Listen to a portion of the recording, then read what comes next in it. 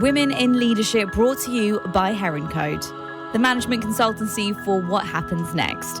For more information, you can visit heroncode.com. Ladies and gents, welcome to another episode of Heroncode Women in Leadership podcast. We have had such a great season so far. We've had tears, we've had laughs, we've had the most epic stories, women who have shared their journey personally and professionally. And today I'm incredibly excited for our next episode as I'm joined by a serious entrepreneur, community builder and digital creator. She's originally from Algeria and Morocco, but living most of her life here in Dubai and the Middle East. She's incredibly passionate about women advancement, building engaged communities and using technology as a vehicle for change and growth. She's the founder of the Modist, which is the first global luxury e-commerce platform, F-Force, an edtech platform, and the co-founder of QM Labs, which is a digital fashion house. Please welcome to the Heroncode podcast, Ghizlan Guenez. Welcome. Thank you. How are you? I'm good. I'm so excited to finally do this. Me too. I've known you for a while now, and I mentioned this to you off air that I've kind of known the idea of your journey professionally, and you've been doing this for a long time, I think it's fair to say. Yes. So my first question to you is, how are things right now? How are you feeling? And what's been going on? Gosh, right now I'm feeling good. Things have been stressful, very busy and hectic, so much going on, but that's the nature of startup. So you kind of learn to, work with that stress and with that, pace. But we've had some, good progress and things are kind of settling a little bit. So I feel good today. Well, it's so interesting because I feel like in order to understand where you are now, it's really important for us and the listeners to know where it all started and where you've come from, really. Sure. So let's take it back. I'm going to talk to you about your origins and, how it all started. What was the dream for you when you were younger? What did you want to be when you were a little girl? Whoa. I wanted to be a performer. Really? You caught me off guard with the question. But yes. There is a very famous Arab celebrity. She's Egyptian. Her name is Sherihan. She's a legend. She doesn't perform anymore, but back in the 80s, she was incredible. She still is a legend. And I remember growing out and seeing her programs and performances, and she was my dream. Wow. I just wanted to be her. Yeah, but, you grow up and then things happen and, things changed. And what was it like at home? Because to be a performer, especially within certain cultures as well, tell me what was the dynamic at home? Were your parents and your family always supportive of what you wanted to be and become? Oh, it's not something that I pursued at all. I mean, I was very, very young. I'm talking, I was 6 years old. So it was just a fun thing. But it's, I think it's less about the fact that she was a performer and more about seeing someone that you connect with and relate to. And this is why I've always felt afterwards that with young girls, it's so important for them to see women who they can relate to, whether it's the way they look or where they are from or their languages, doing certain things that excite them, because that's the only way that you can actually start dreaming. Because as a child, you need to relate, right? And I think it's more that with her than actually me wanting to be a performer. But growing up was different but beautiful. I was brought up by my grandmother, my maternal grandmother. My mother and my father split when I was very young, and my mom traveled to pursue her education. My father was in politics. He was very busy. I grew up in a very loving home, and my grandmother was incredible. And I grew up in Algeria up until the age of 9, 10 years old. And then I left and only went back once. So there's a lot of nostalgia. There's a lot of longing to reconnect with my country.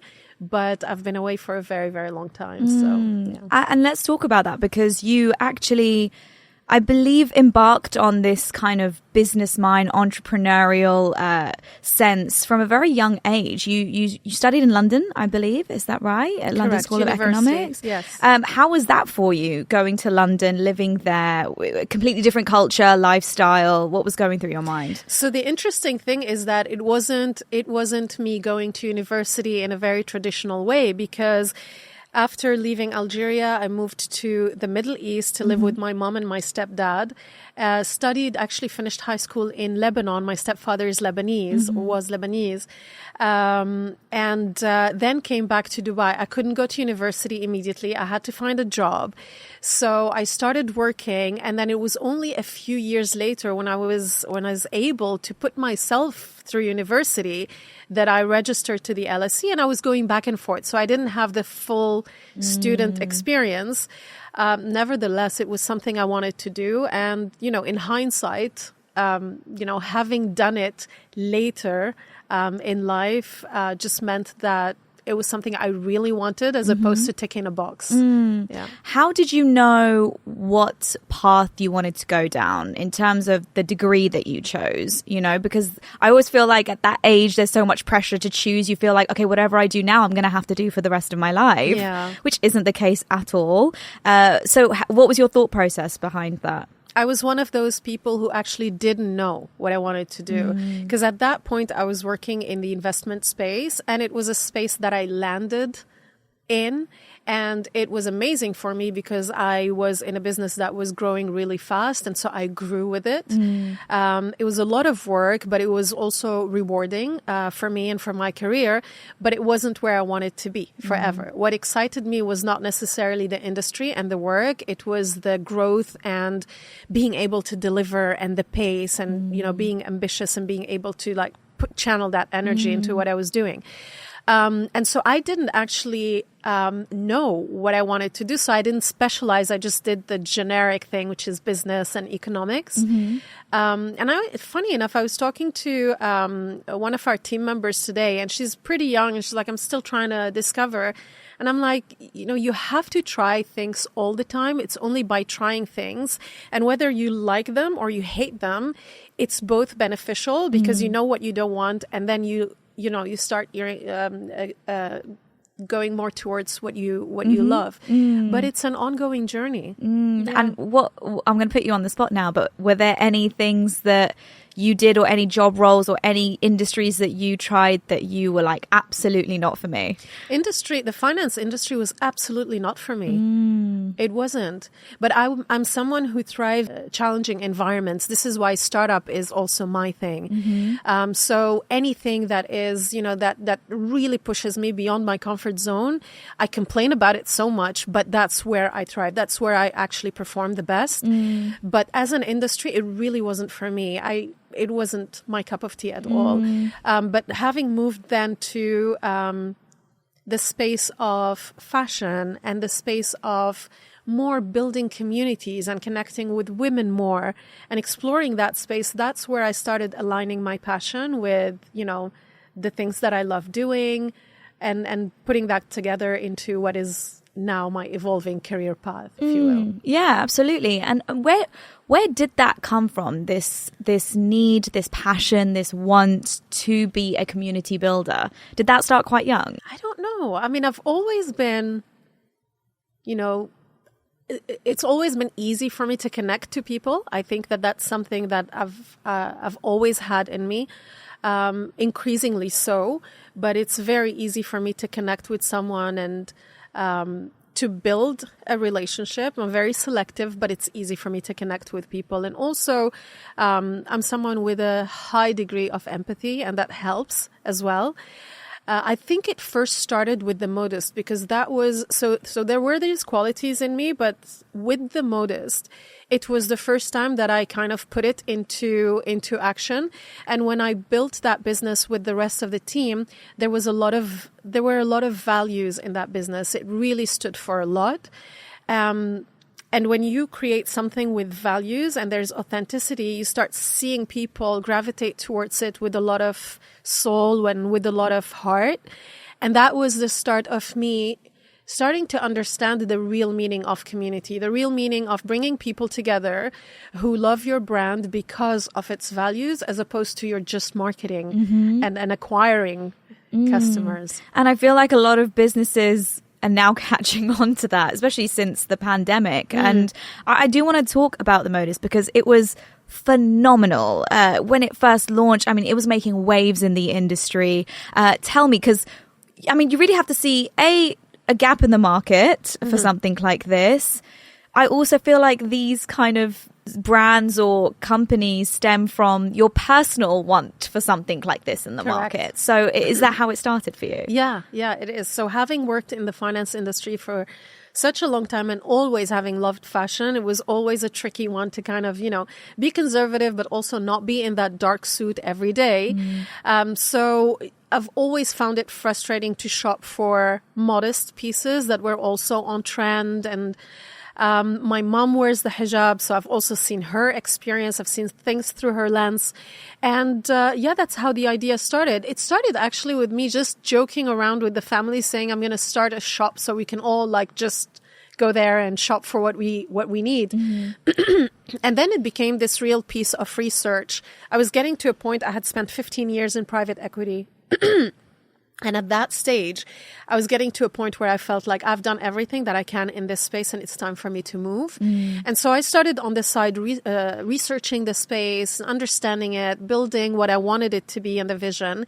And that's what culminated in the Modist. Wow. And we spoke about it off air. I mean, it really blew up. Initially. So how was that process? Because, you don't have expectations when you've started your own business. You don't really know where it's going. They always tell you, the first 5 years are the toughest, which they are. So only expect success and profit, so to say, after the 5 years. Where was your head at after the launch of the Modist? It feels like a whirlwind because obviously the interesting thing with a lot of businesses is that you're working so much prior to launching and you're already kind of at capacity. And then when you launch, the real work starts because you're live. So that journey was so fast paced, but the resonance that we received from the time we launched onwards was incredible. It was a combination of so many different things. It was done really well. So when I say it was done well, modesty was so stereotyped and it was done, executed, and showcased in a certain way that did not give this woman and this space and genre what it deserves in terms of fashion positioning. So this woman was always stereotyped as dowdy or, she wants to take the modesty box because she wears the hijab or because of faith or whatever that may be. But the fashion aspect came second. And so when we launched the Modist and it was around modest fashion in the luxury space, it was about fashion. I mean, it was fashion first and modesty was that by virtue of being a modest platform, we needed to do that, but it couldn't compromise on fashion. So everything was done in a way that made this particular woman go, finally, there's a place that represents me in a cool way and gets me, and I feel good about it. And also at that point, a lot of what was shown around modesty, like a hijabi woman would be on CNN talking about terrorism and radicalism. So it was a different outlet. So a lot of things that happened led to that resonance and beautiful response from everyone and the build of the community, but also truly within the company, we were full of love for what we were doing. I mean, the team actually really put that modest woman on a pedestal, and everything that was done with her in mind. And how important was that team selection for you? Because, that matters. That's the culture. That's the essence of the brand and the company. How conscious were you of that when you were building your team? Very, very. And I had an amazing team. It was very important for me to select the right people. The first few people that you hire in a startup can make or break it, right? Very talented people that we had at the time. The culture also. And I think when you build a business, that has a lot of purpose, that is authentic and not pushed. There's something that happens around your employees and your team where they really connect to it, and it just gives them that much more drive to push and create a loved brand. And during for any business owner, a startup is a really intense time for them, personally and professionally. But personally for you, were you looking after yourself? How was that work-life balance going at the beginning? There was none. It was terrible. I've got this course now, and I spent 2 out of 7 modules talking about these things, about, just trying to not completely neglect yourself, your health, your identity sometimes when you start a business, because it's so easy for that to happen. And I completely neglected that. So the Modist was up and running for 3 years and was in the build up for a year. So for 4 years, I was nonstop. To the point where at a certain point in time where it got really stressful towards the end, gained a lot of weight. I didn't take any days off throughout the time. It wasn't healthy. It wasn't healthy. If you could go back, what would you do differently? So many things. Really? I could write a book. I might write a book. One day. You'll have to. Yeah. One of the ways to reconcile with what happened to the Modist was actually sitting and taking stock and putting down the learnings, because you learn every day. Like the most amazing thing about going through challenging experiences is the person you become afterwards. And that's why I talk about failure with no stigma in my head, because you can't grow as a human being in life if you don't experience failures. Absolutely. Yeah. And you did get to a point with the Modist where you had to make a decision in terms of moving forward, continuing and not. Can you talk me through that time in your life and what was going on? Yeah, it was a challenging period. We were raising funds. The business was growing quite a bit and was loved. But as is the case with many startups, you're not profitable, so you can't sustain yourself and you go through rounds of funding. And we were doing that, but it was a challenging climate. And then we landed up securing the funding. However, it happened right at the beginning of COVID, and our investor got impacted by COVID, and they had to pull out. Still have a great relationship with them, but those were the circumstances, and at that point we couldn't continue. The operations were heavy in terms of the cost. So I had to very, very publicly shut a business that was so loved. So, you have to deal with your own, feelings and emotions. And you also have to deal with the response of everyone, which, to be fair, I have to say was incredible for the Modist. I mean, the way that community responded and people and the love and the support was amazing. But yeah, it was public. And I mean, personally for you, naturally as a human, you feel, I failed. I haven't done this right. Oh, I should have done this. There's so many things going through your head at that time. So you had a moment with yourself, I'm sure. How did you get back up and redirect? Yeah, it was a couple of things, actually. I always say this to, when I have conversations with people going through it, is that you can only do what you can do, right? Like, you can only do your best. And that's what I did. I did everything that I could. So when I put my head on a pillow at the end of the day, I felt consciously at peace, knowing that I left no stone unturned to save that business. But also, I'm someone who has this unwavering belief that everything happens for a reason. And so if I've given something my all and it didn't materialize, then there's something different, better. It's just not my path, right? But it was there for a reason. So it's not a waste of time, right? Yeah. Like it did something in my life. This is one thing. Of course, it's not as easy as this. There's a lot of emotions, and there is, you've got to own your feelings, and you've got that mourning period of what you had, spent 3-4 years doing, and a business that closed for the wrong reasons, right?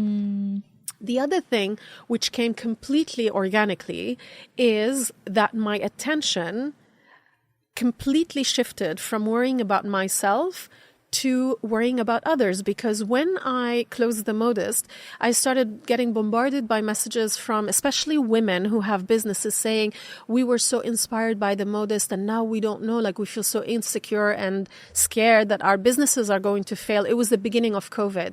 And so at that point, I started actually spending a lot of time on Zoom, mentoring, advising, supporting women.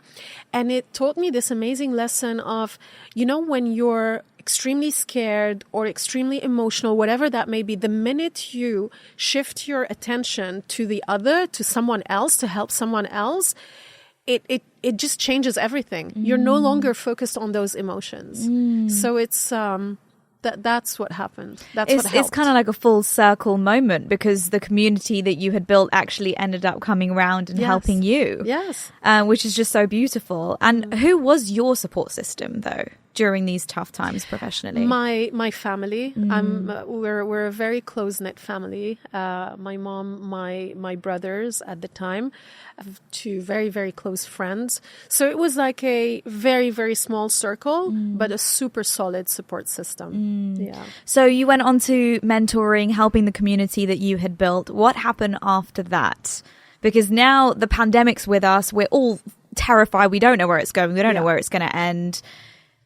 You being who you are and having, I'm sure, so many ideas in your mind, where did you shift to? Where did you think you had to go next? Yeah.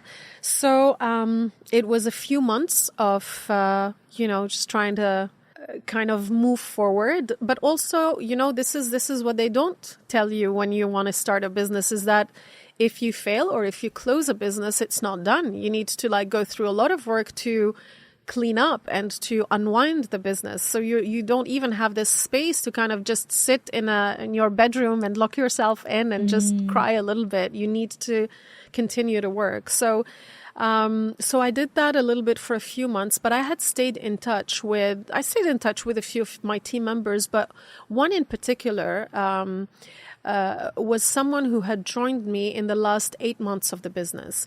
And I had brought her in to be a chief commercial officer, but very soon was clear that she would be my right-hand person, like my person in that business. I was even happy to kind of let her run the business.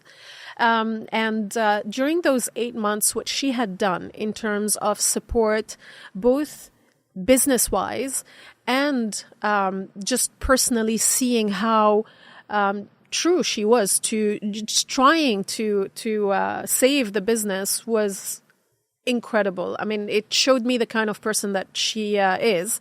And so we stayed in touch, and we decided, if we are going to do anything else, let's do it together, because our skills are super complementary and our values are super aligned.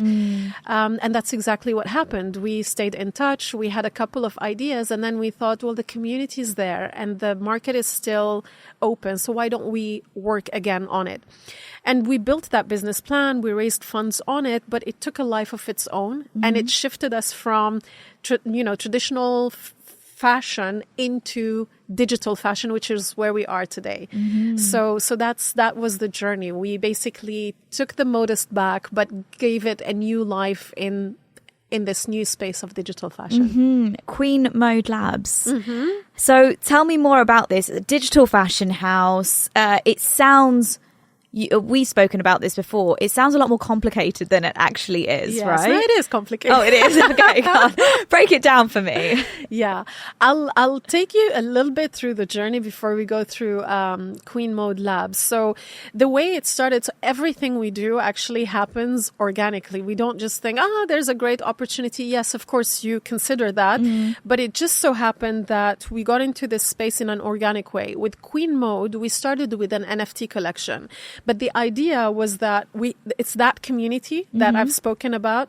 It was there, and we wanted to connect with them beyond just social media because of the way they responded to the closure of the Modist. So the NFTs at the time were a vehicle for us to actually bring that community even closer to us, but also give them something back beyond just, you're building my brand, I'm benefiting commercially, and then, you're just getting I don't know, some great content, which is not a bad thing, but we wanted to take it to the next level. So we launched Queen Mode NFTs. We brought that community. They bought into the NFT community or NFT setup, and but it was utility. So you get that NFT and you have access for a lifetime to utility that until today is ongoing. And yeah, that's how it started, and it was very successful. It still is. We still have, a lot going on, a full-fledged program with our community members. And from there was that digital fashion aspect of how do we look into that space? How can we connect the younger generation, Gen Z, the young millennials, to retailers and to brands who are not speaking to them in a relevant way? And how can we use digital fashion, which is where these groups, this demographic is, they are in metaverses and in gaming and on social media, and their digital identity is even more important than their real identity, their physical one, and they're consuming digital fashion. How can we create experiences that are relevant to them and connect them to these brands and retailers? But see, what you did was you moved with the times. You understood how the world was evolving and changing at such a fast pace. How important is it for businesses and companies, startup or not, to be so aware of their surroundings and the community and how society is changing? Yeah, it's your survival. Nothing stands still. Everything is moving, and especially with the technology now, we've never moved faster than we're moving right now in terms of how life is evolving. Yeah. And with that change, our behavior as consumers is changing. One day we're on a desktop, the next day we're on a phone. And, in 5 years or 3 years, we probably just have a lens or something. So everything changes, and you need to... It's not about moving from one industry to the other, but it's around understanding the customer you're serving, whoever that is, and evolving with them. And so now, what is your hope for Queen Mode, and where do you hope that it's going in the space that it's going in the next, say, 5 years? So for the community, we want to grow it, but we want to continue to keep that connection, because the kind of relationships and stories that are coming out of that network of women is incredible.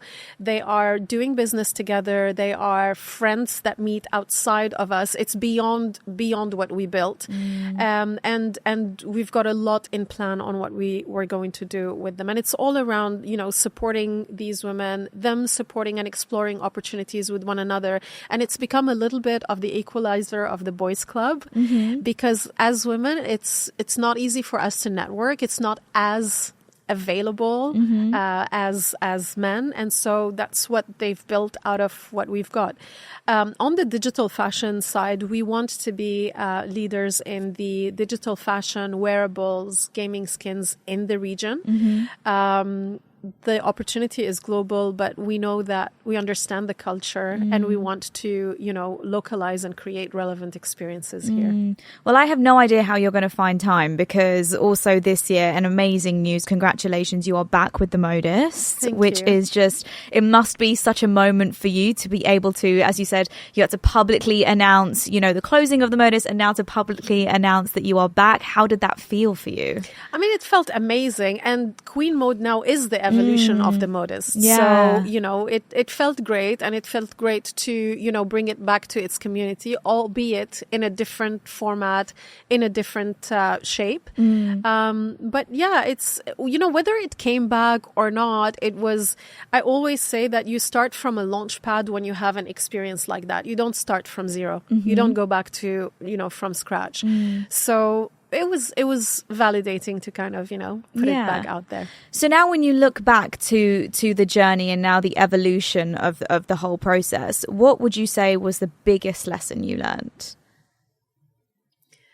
In the startup space, yes. Like overall? Oh my God, the biggest lesson. I know, it's a very loaded question, because I'm sure there's just so many layers to it as well. I'll tell you what the biggest lesson for me personally is. And it's, I'm going to sound a little bit like an idealist, but I try all the time. So I'm still learning to do this. But the importance of enjoying the journey versus just trying to get to the end game.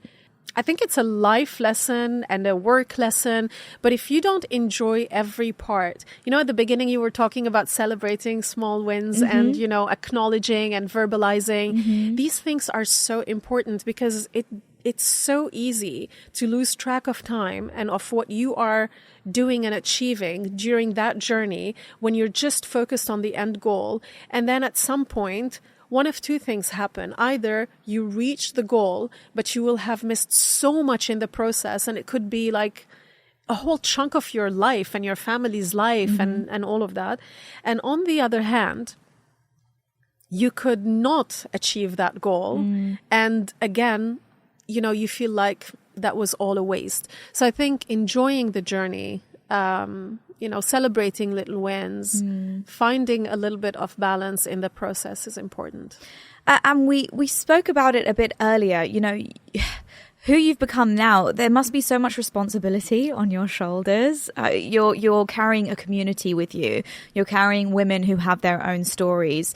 You have such a great following on social media as well. You're an inspiration to so many. Do you ever stop to acknowledge that? I think sometimes we forget because we're just on the go, we're autopilot. Does it ever hit you that, oh wow, I'm actually, what I say, I need to be very careful of what I say, what I'm doing and the moves I'm making because people are watching and they're inspired by me? Not like that. Okay. At all. I think that all of us, it's just human nature. You're constantly looking at where you want to go. But what I do is I'm authentic. I'm authentic. So if I'm doing something off, it's off as a person. I'm not trying to be a certain image because I've got a following. If you see something you don't like, it's a flaw in me. Yeah. Or it's maybe something that you don't like, but I'm embracing. So being authentic is my MO. And so it doesn't feel like it doesn't feel like pressure. When I feel like I want to do something, and even when sometimes it hits me that, this might get a reaction or something, I would still do it because I just know that it's the right thing that I do by myself. And, it's what makes sense to me. Yeah. What feels right. So now moving forward, there's so much that you, I'm sure, are so excited about in all your ventures. Is there anything new popping up? Is there anything that we should be on the lookout for? What are you thinking for the next 5 years on a personal level for you? Not professionally, just personal. What are the hopes and dreams?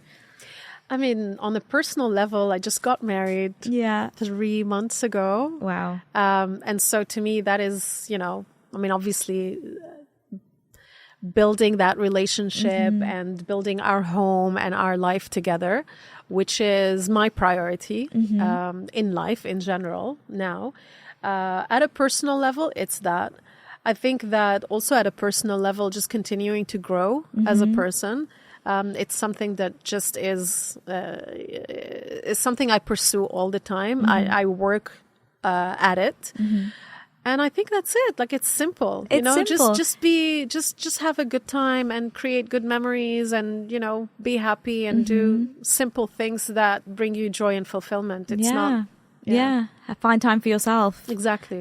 Make sure you're healthy and looking after your mental health as well. Absolutely. So tell me the future of you as a entrepreneur. I feel like, by the time you hit 70 or 80, you're going to have so many brands and names under I better not be working at that point. No, the reality is that the different things happened, as I said, organically. So F-Force, which is the online course, the startup course, happened because I interacted with so many women and found that there's so much misconception and challenges in accessing information that are so similar across women. So it made sense to just do that course. But as an entrepreneur, I want to build a very successful sustainable business, a business that, is financially very successful, but also in terms of its impact.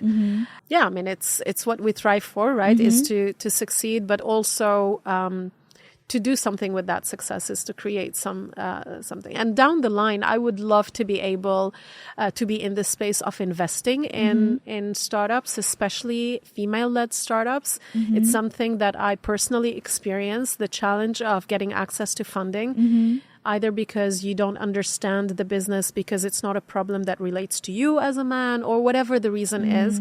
But I would love one day to be able to do that. Well, you've spoken it now, so it's going to happen. I know. It's out in the universe. That's it. I want to thank you so much for joining us for the Heroncode podcast. It's been so great getting to know you even more. Thank you once again, and good luck on everything that you're doing. Thank you. Thank you.